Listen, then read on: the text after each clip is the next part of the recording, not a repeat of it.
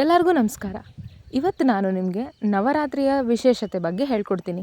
ನವರಾತ್ರಿ ಬಗ್ಗೆನೇ ಯಾಕಪ್ಪ ಅಂತ ಅಂದರೆ, ನಾನು ನಿಮಗೆಲ್ಲ ಇವತ್ತು ಕುಂಬಳಕಾಯಿ ಬಗ್ಗೆ ತಿಳಿಸೋಣ ಅಂತ ಅಂದ್ಕೊಂಡಿದ್ದೆ. ಕುಂಬಳಕಾಯಿ ಬಗ್ಗೆ ಓದ್ತಾ ಓದ್ತಾ ಗೊತ್ತಾಯಿತು, ಇದನ್ನು ಸಂಸ್ಕೃತದಲ್ಲಿ ಕೂಷ್ಮಾಂಡ ಅಂತ ಕರೀತಾರೆ. ಕೂಷ್ಮಾಂಡ ದೇವಿ ಅಂತ ನವರಾತ್ರಿಯಲ್ಲಿ ಬರೋ ಒಂದು ದೇವಿಯ ಹೆಸರು. ಸೊ ಇದ್ರ ಜೊತೆ ನಾನು ನವರಾತ್ರಿ ಬಗ್ಗೆ ಕೂಡ ಎಕ್ಸ್ಪ್ಲೇನ್ ಮಾಡ್ತೀನಿ. ಅದಲ್ದಲೆ ಟೇಸ್ಟ್ ಜೊತೆ ಹೆಲ್ತ್ ಬೆನಿಫಿಟ್ಸ್ ಇರೋ ಕುಂಬಳಕಾಯಿ ಲೇಹನ ಹೇಗೆ ಮಾಡಬೇಕು, ಯಾರು ತೊಗೋಬೇಕು, ಎಷ್ಟೆಷ್ಟು ತೊಗೋಬೇಕು, ಏನಕ್ಕೆ ತೊಗೋಬೇಕು ಅನ್ನೋದು ಕೂಡ ಹೇಳ್ತೀನಿ. ಅದಾದಮೇಲೆ ನಿಮಗೆ ಸಂಡಿಗೆ ಮತ್ತು ಉಪ್ಪಿನಕಾಯಿಗಳ ಬಗ್ಗೆ ಕೂಡ ಹೇಳ್ತೀನಿ. ಹಾಗೆ ಅದಕ್ಕೆ ಆಯುರ್ವೇದದಲ್ಲಿ ಏನು ರೆಫರೆನ್ಸ್ ಇದೆ, ಏನು ಮಾಡ್ತಾರೆ, ಅದ್ರದ್ದು ಯೂಸಸ್ ಏನು, ಎಲ್ಲದನ್ನೂ ಇವತ್ತು ತಿಳ್ಕೊಳ್ಳೋಣ. ಹಾಗೆ ನಮ್ಮ ಕರ್ನಾಟಕದ ನಾಡ ಹಬ್ಬ ಆದ ಮೈಸೂರು ದಸರಾದ ಇತಿಹಾಸ ಕೂಡ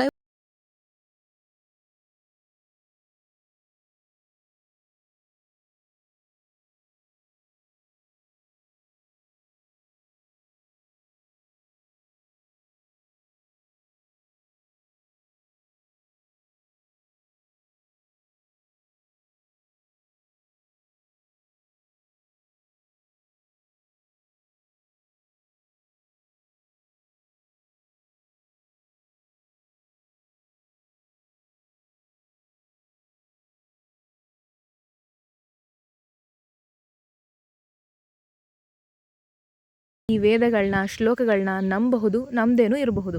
ನಂಬೋರಿಗೆ ನಾನಿವತ್ತು ಪಾರ್ವತಿ ದೇವಿ ಕತೆ ಹೇಳ್ತೀನಿ. ನಮ್ಮದೇ ಇರೋರಿಗೆ ನಿಮ್ಮ ಅಕ್ಕ, ಅಮ್ಮ, ಅಜ್ಜಿ ಇವ್ರ ಬಗ್ಗೆ ಹೇಳ್ತೀನಿ. ನಿಮಗೆ ಅರ್ಥ ಆಗುತ್ತೆ ಈ ಶ್ಲೋಕಗಳ ಒಳರ್ಥ ಏನು ಅಂತ. ಎಲ್ಲರೂ ಇದನ್ನು ಅರ್ಥ ಮಾಡ್ಕೊಳಕ್ಕಾಗಲ್ಲ. ಅದಕ್ಕೋಸ್ಕರನೇ ಇದನ್ನು ತುಂಬ ಈಸಿಯಾಗಿ ನಮ್ಮ ಗುರುಗಳು ಅಥವಾ ನಮ್ಮ ಆಚಾರ್ಯರು ಹೇಳಿದ್ದಾರೆ. ಇದನ್ನು ಅರ್ಥ ಮಾಡ್ಕೊಳ್ಳೋರು ಡೈರೆಕ್ಟಾಗಿ ಅರ್ಥ ಮಾಡ್ಕೋಬೋದು, ಒಳಾರ್ಥ ಕೂಡ ಇರುತ್ತೆ. ಇವತ್ತು ನಾನು ಎರಡೂ ಥರದ ಅರ್ಥನ ನಿಮಗೆ ಅರ್ಥ ಮಾಡಿಸ್ತೀನಿ. ಈಗ ಪುರಾಣಗಳನ್ನ ನಂಬೋರಿಗೆ ಈ 9 ನವದುರ್ಗಿಯರು ಯಾರು ಅಂತ ಹೇಳ್ತೀನಿ.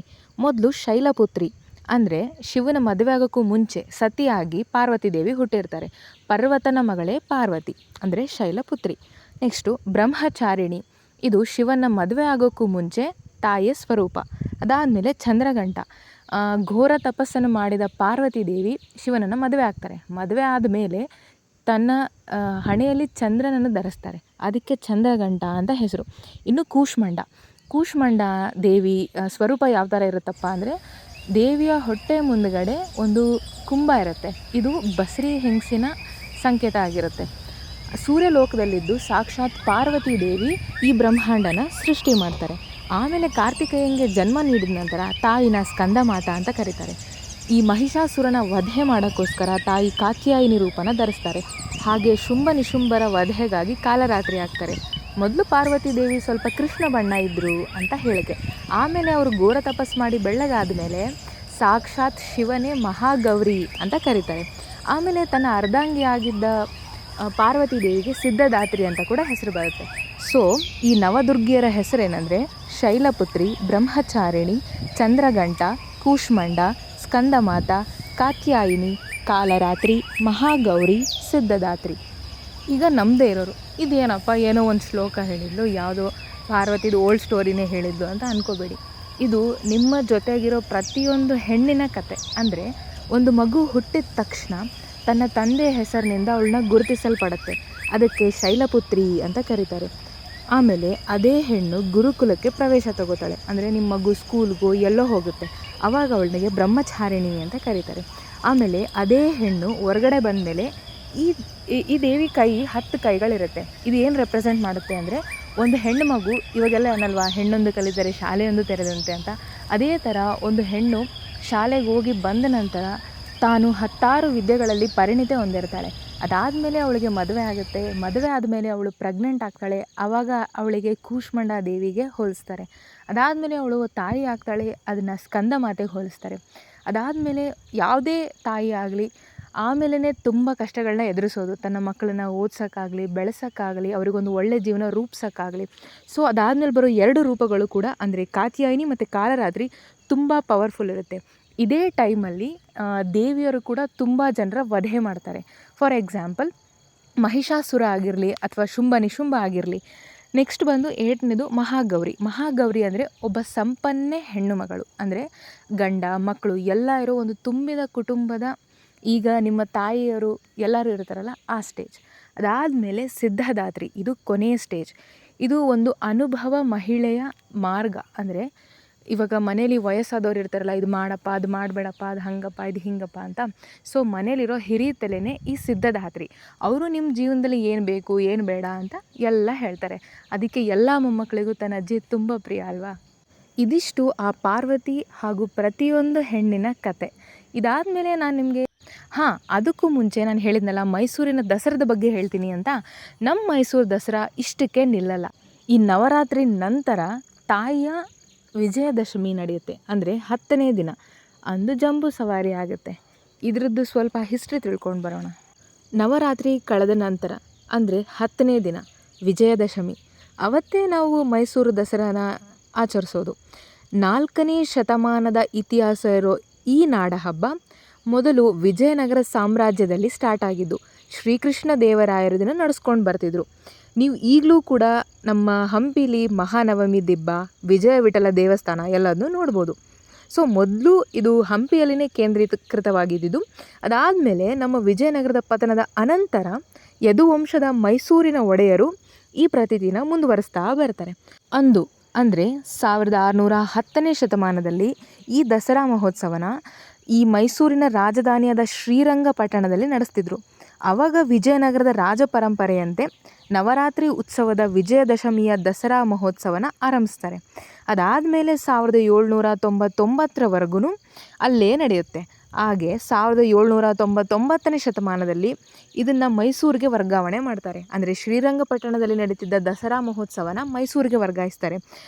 1961ನೇ ಶತಮಾನದವರೆಗೂ ಅಲ್ಲಿ ರಾಜರು ಅರಮನೆಯಿಂದ ಬನ್ನಿ ಮಂಟಪಕ್ಕೆ ಬಂದು ಅಲ್ಲಿ ಬನ್ನಿ ಮಂಟಪಕ್ಕೆ ಪೂಜೆ ಸಲ್ಲಿಸಿ ಅದೇ ರಾಜಬೀದಿಯಲ್ಲಿ ವಾಪಸ್ ಹೋಗ್ತಿರ್ತಾರೆ. ಆದರೆ 1962ರಿಂದ ಆ ಅಂಬಾರಿಯಲ್ಲಿ ರಾಜರ ಬದಲು ಶ್ರೀ ಚಾಮುಂಡೇಶ್ವರಿ ತಾಯಿಯ ವಿಗ್ರಹನ ಆ ಸ್ವರ್ಣ ಅಂಬಾರಿಯಲ್ಲಿ ಇಟ್ಕೊಂಡು ಅಂದಿನಿಂದ ಇಂದಿನವರೆಗೂ ಮೈಸೂರು ದಸರಾದ ಜಂಬೂ ಸವಾರಿ ನಡೆಯುತ್ತಾ ಬಂದಿದೆ. ಇದಿಷ್ಟು ನಮ್ಮ ಹೆಮ್ಮೆಯ ನಾಡಹಬ್ಬದ ಇತಿಹಾಸ ಆಗಿತ್ತು. ಈಗ ನಾವು ಕುಂಬಳಕಾಯಿ ಬಗ್ಗೆ ತಿಳ್ಕೊಳ್ಳೋಣ. ಕುಂಬಳಕಾಯಿ ಒಂದು ಬೆಸ್ಟ್ ಮೇದ್ಯ ರಸಾಯನ. ಹಾಗಂದ್ರೆ ಏನಪ್ಪ ಅಂದ್ಕೊಂಡ್ರೆ, ಇದು ನಿಮ್ಮ ಬುದ್ಧಿಶಕ್ತಿಗೆ ತುಂಬ ಒಳ್ಳೆಯದು. ಅದಲ್ಲದೆ ನಿಮಗೇನಾದರೂ ಮಲ ಮೂತ್ರ ತುಂಬ ಕಷ್ಟ ಆಗ್ತಿತ್ತು ಅಂದರೆ, ಬಾತ್ರೂಮಿಗೆ ಹೋಗೋಕ್ಕೆ ಆಗ್ತಿಲ್ಲಪ್ಪ, ತುಂಬ ಕಷ್ಟ ಆಗ್ತಿದೆ ಅಂದರೆ, ಗಟ್ಟಿ ಆಗ್ತಿದೆ ಅಂತ ಅಂದಾಗ ನೀವು ಕುಂಬಳಕಾಯಿನ ಸೇವಿಸೋದ್ರಿಂದ ನಿಮ್ಮ ಮಲ ಮೂತ್ರ ಎಲ್ಲ ತುಂಬ ಸರಾಗವಾಗಿ ಹೋಗುತ್ತೆ. ಈ ಕುಂಬಳಕಾಯಿನ ನೀವು ಯಾವ್ಯಾವ ಥರ ಬೇಕಿದ್ರೂ ಸೇವಿಸ್ಬೋದು. ಆದರೆ ನಾನು ನಿಮಗೆ ಟೇಸ್ಟಿ ಪ್ಲಸ್ ಹೆಲ್ತ್ ಬೆನಿಫಿಟ್ ಆಗಿರೋ ಕುಂಬಳಕಾಯಿ ಲೇಹ್ಯ ಹೇಗೆ ಮಾಡೋದು ಅಂತ ಹೇಳ್ಕೊಡ್ತೀನಿ. ಈ ಅವಲೇಹ್ಯ ಮಾಡೋಕ್ಕೆ ನಿಮ್ಗೆ ಏನೇನು ಬೇಕಪ್ಪ ಅಂತ ಅಂದರೆ, ಕುಂಬಳಕಾಯಿ, ದಾಲ್ಚಿನ್ನಿ ಚಕ್ಕೆ, ದಾಲ್ಚಿನ್ನಿ ಪತ್ರ, ಆಮೇಲೆ ಮರೀಚ ಅಂದರೆ ಮೆಣಸು, ಆಮೇಲೆ ಈಗ ಕೊತ್ತಂಬರಿ ಕಾಳು ಬೀಜದ ಪುಡಿ, ಆಮೇಲೆ ಸ್ವಲ್ಪ ಜೇನುತುಪ್ಪ, ಸ್ವಲ್ಪ ಶುಂಠಿ ಪುಡಿ, ಆಮೇಲೆ ಹಿಪ್ಪಲಿ, ಆಮೇಲೆ ಸ್ವಲ್ಪ ಸಕ್ಕರೆ. ಇದಿಷ್ಟು ಸಾಕು. ಈಗ ಕುಂಬಳಕಾಯಿ ಅವಲೇಹ್ಯ ಹೇಗೆ ಮಾಡೋದು ಅಂತ ತಿಳ್ಕೊಂಬರೋಣ. ಮೊದಲು ಕುಂಬಳಕಾಯಿನ ಸಣ್ಣದಾಗಿ ಹೆಚ್ಚಿ ಅದರದ್ದು ಸಿಪ್ಪೆ ಮತ್ತು ಬೀಜನ ತೆಗಿಬೇಕು. ಸಿಪ್ಪೆ ಬೀಜ ಬಿಸಾಕಬೇಕಾ? ಇಲ್ಲ, ಅದರದ್ದು ಯೂಸಸ್ ಇದೆ, ಲಾಸ್ಟಿಗೆ ಹೇಳ್ತೀನಿ. ಈಗ ಇದನ್ನು ಒಂದು ಸ್ವಲ್ಪ ನೀರು ಹಾಕಿ ಚೆನ್ನಾಗಿ ಕುದಿಸ್ಬೇಕು. ಕುದಿಸಾದ್ಮೇಲೆ ಅದನ್ನು ಒಂದು ಬಟ್ಟೆಯಲ್ಲಿ ಚೆನ್ನಾಗಿ ಹಿಂಡಬೇಕು. ಅದರಿಂದ ರಸ ಬರುತ್ತಲ್ಲ, ಅದನ್ನ ಸೈಡಿಗೆ ಎತ್ತಿಟ್ಕೊಳ್ಳೋಣ. ಈಗ ಆ ಹಿಂಡಿನ ಮೇಲೆ ಒಂದು ಸ್ವಲ್ಪ ಏನು ಪಲ್ಪ್ ಥರ ಬಂದಿರುತ್ತಲ್ಲ, ಅಂದರೆ ತಿರುಳಿರುತ್ತಲ್ಲ, ಆ ತಿರುಳನ್ನ ತುಪ್ಪದಲ್ಲಿ ಚೆನ್ನಾಗಿ ಹುರಿಬೇಕು. ಅದಾದಮೇಲೆ ಆವಾಗಲೇ ಎತ್ತಿಟ್ಕೊಂಡಿದ್ವಲ್ಲ ರಸನ, ಅದನ್ನು ಒಲೆ ಮೇಲಿಟ್ಟು ಅದಕ್ಕೆ ಸ್ವಲ್ಪ ಆ ತಿರುಳನ್ನ ಹುರಿದಿರ್ತೀವಲ್ಲ ಆ ತಿರುಳನ್ನೆಲ್ಲ ಅದಕ್ಕೆ ಹಾಕಿ ಲಾಸ್ಟಿಗೆ ಒಂದು ಸ್ವಲ್ಪ ಸಕ್ಕರೆ ಆ್ಯಡ್ ಮಾಡಿ ಅದು ಸೆಮಿ ಸಾಲಿಡ್ ಕನ್ಸಿಸ್ಟೆನ್ಸಿಗೆ ಬರಬೇಕು. ಅಂದರೆ ಒಂದು ಅವಲೇಹದ ಕನ್ಸಿಸ್ಟೆನ್ಸಿಗೆ ಬರಬೇಕು.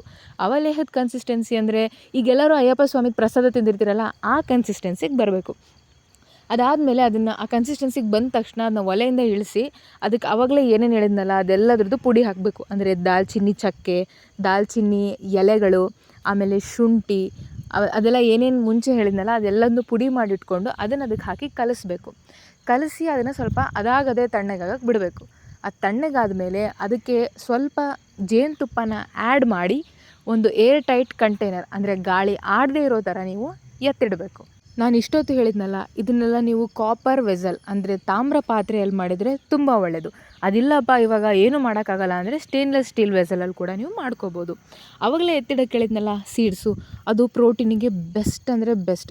ಈಗ ನಿಮ್ಮ ಮನೇಲಿ ಯಾರಾದರೂ ಜಿಮ್ಗೆ ಹೋಗ್ತಿದ್ರು, ಏನೋ ಮಾಡ್ತಿದ್ರು ಅಂದರೆ ಅವ್ರಿಗೆ ವೆಜ್ ಆಗಿದ್ರು ಅಂದರೆ ಅವ್ರು ನಾನ್ ವೆಜ್ ಅಲ್ಲ ಅನ್ನೋಂಗಿದ್ರೆ ಈ ಸೀಡನ್ನ ಒಂದಿನ ರಾತ್ರಿ ನೆನೆಸಿಟ್ಟು ತಿರುಗಿ ದಿನ ಬೆಳಗ್ಗೆ ಹಾಲು ಮತ್ತು ಬಾಳೆಹಣ್ಣಿನ ಜೊತೆ ಸೇವಿಸೋದ್ರಿಂದ ಒಳ್ಳೆ ಪ್ರೋಟೀನ್ ಅವ್ರ ದೇಹಕ್ಕೆ ಸಿಗುತ್ತೆ. ಆಮೇಲೆ ಈ ಕೂಷ್ಮಾಂಡನ ನಾನು ಯಾರು ತೊಗೋಬೇಕು ಎಷ್ಟು ತೊಗೋಬೇಕು ಅಂತ ಹೇಳ್ತೀನಿ. ಇದು ಶೆಲ್ಫ್ ಲೈಫ್ ಬಂದು 4-5 ಮಂತ್, ಅಂದರೆ 4-5 ತಿಂಗಳು ಇರುತ್ತೆ. ಇಲ್ಲಪ್ಪ ನಮ್ಗೆ ಮಾಡೋಕ್ಕೆ ಕಷ್ಟ ಆಗೋಲ್ಲ, ನಾವು ಹೊರಗಡೆ ಮಾರ್ಕೆಟಿಂದ ತೊಗೋತೀವಿ ಅಂದರೆ ಅದು ಅವರು ಯಾವತ್ತು ಮ್ಯಾನುಫ್ಯಾಕ್ಚರ್ ಮಾಡಿರ್ತಾರೋ ಅವತ್ತಿಂದ 3 ವರ್ಷಗಳ ಕಾಲ ಚೆನ್ನಾಗಿರುತ್ತೆ. ಬಟ್ ನೀವು ಅದು ಲಿಡ್ ಓಪನ್ ಮಾಡಿದ್ರಿ ಅಂದರೆ ಅದು 4-5 ತಿಂಗಳು ಅಷ್ಟೇ ಬರೋದು. ಇದ್ರದ್ದು ಸೈಡ್ ಎಫೆಕ್ಟ್ ಏನು ಇಲ್ಲಿವರೆಗೂ ಕಂಡು ಬಂದಿಲ್ಲ. ಬಟ್ ನೀವೇನಾದರೂ ಡಯಾಬಿಟಿಕ್ ಪೇಷಂಟ್ ಆಗಿದರೆ ನಿಮ್ಮ ಡಾಕ್ಟ್ರನ್ನ ಕೇಳಿ ಕನ್ಸ್ಯೂಮ್ ಮಾಡೋದು ಒಳ್ಳೆಯದು. ಇದನ್ನು ವೇಟ್ ಗೇನ್ ಮಾಡೋಕ್ಕೋಸ್ಕರ, ಅಂದರೆ ತುಂಬ ತೆಳ್ಳ ಇರ್ತಾರೆ ಮಕ್ಕಳು, ತೂಕನೇ ಇರಲ್ಲ, ಅಥವಾ ದೊಡ್ಡವರೇ ತುಂಬ ತೆಳ್ಳ ಇರ್ತಾರೆ, ಅಂಥವ್ರಿಗೆ ತೂಕನ ಬರ್ಸ್ಕೊಳ್ಳೋಕ್ಕೋಸ್ಕರ ಏನು ಮಾಡಬೇಕು ಅಂದರೆ, ದೊಡ್ಡವರಾದರೆ ಅಂದರೆ 15 ವರ್ಷದ ಮೇಲ್ಪಟ್ಟವರಾದರೆ 1 ಟೇಬಲ್ ಸ್ಪೂನ್ ಈ ಅವಲೇಹಕ್ಕೆ 1 ಟೇಬಲ್ ಸ್ಪೂನ್ ತುಪ್ಪ ಹಾಕಿ 2 ಟೈಮ್ ತೊಗೋಬೇಕು. ಅಂದರೆ ಊಟ ಆದಮೇಲೆ 2 ತಿಂಗಳು ತೊಗೊಳ್ಳೋದ್ರಿಂದ ಅವ್ರಿಗೆ ವೇಟ್ ಗೇನ್ ಆಗುತ್ತೆ.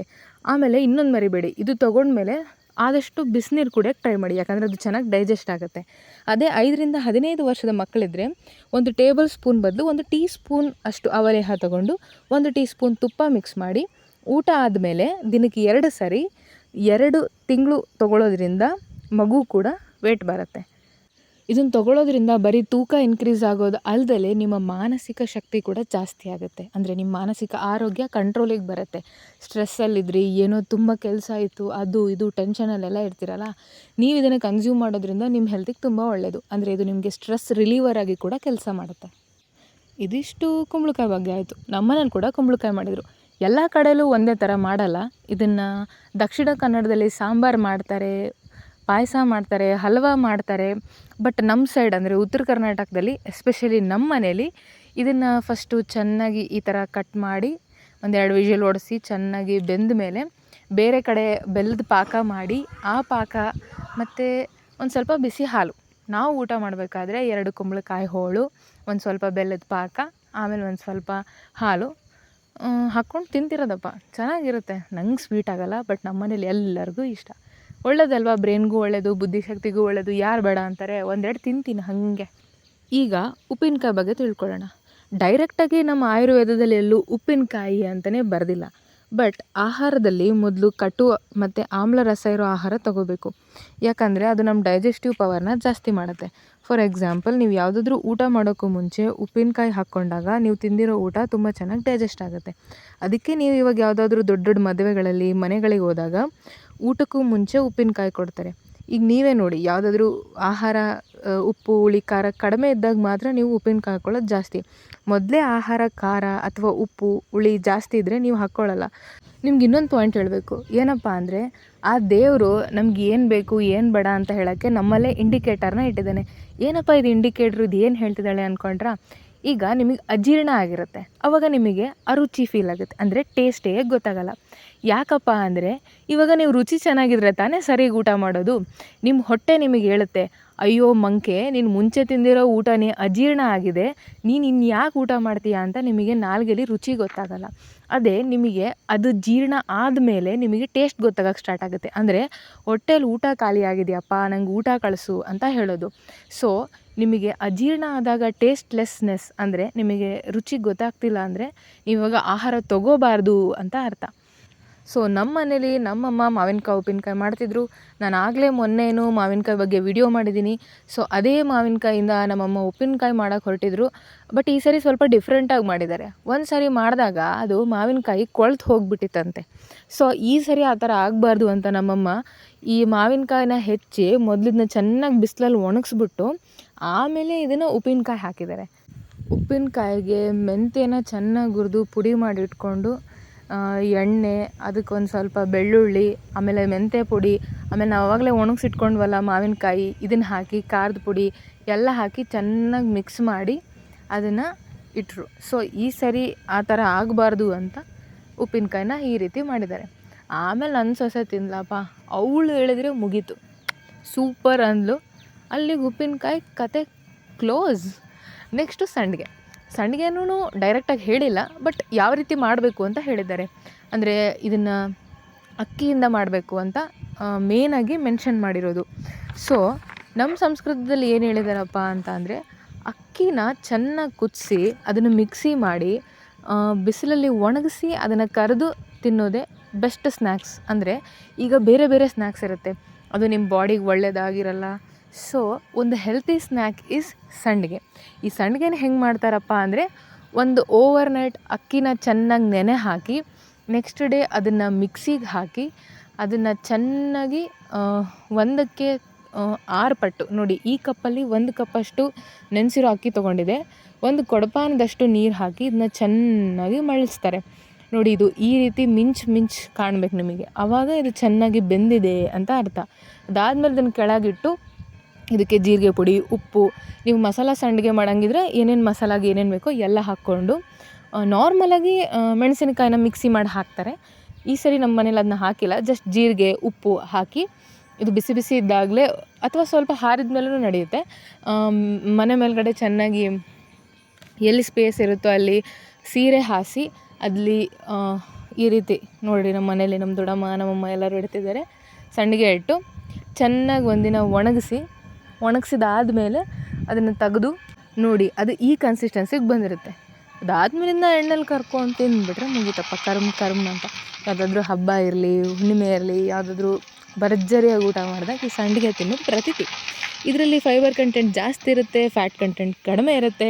ಯಾರಾದರೂ ಗ್ಲೂಟಿನ್ ಫ್ರೀ ಆಹಾರ ಹುಡುಕ್ತಿದ್ರೆ ಅವ್ರಿಗಿದು ಬೆಸ್ಟ್ ಆಹಾರ. ಸೊ ಸಂಡಿಗೆ ಈಸ್ ಬೆಸ್ಟ್. ಅದರಲ್ಲೂ ನೀವು ರಾಗಿ ಸಂಡಿಗೆ ಮಾಡಿದ್ರಿ ಅಂದರೆ ಅಕ್ಕಿನ ಬಳಸೋದ್ರ ಬದಲು ರಾಗಿನ ಬಳಸಿದ್ರಿ ಅಂದರೆ ಇನ್ನೂ ನಿಮಗೆ ನ್ಯೂಟ್ರಿಷನಲ್ ಬೆನಿಫಿಷಲ್ ಜಾಸ್ತಿ ಇರುತ್ತೆ. ಸೊ ಇದಿಷ್ಟು ಇವತ್ತಿನ ಸಂಡಿಗೆ, ಉಪ್ಪಿನಕಾಯಿ ಹಾಗೂ ಕುಂಬಳಕಾಯಿಯ ಅವಲೇಹದ ಬಗ್ಗೆ ಆಗಿತ್ತು. ಮುಂದಿನ ಬಾರಿ ಸಿಗೋಣ ಇನ್ನೊಂದು ಯಾವುದಾದ್ರೂ ಒಳ್ಳೆಯ ಮಾಹಿತಿ ಜೊತೆಗೆ.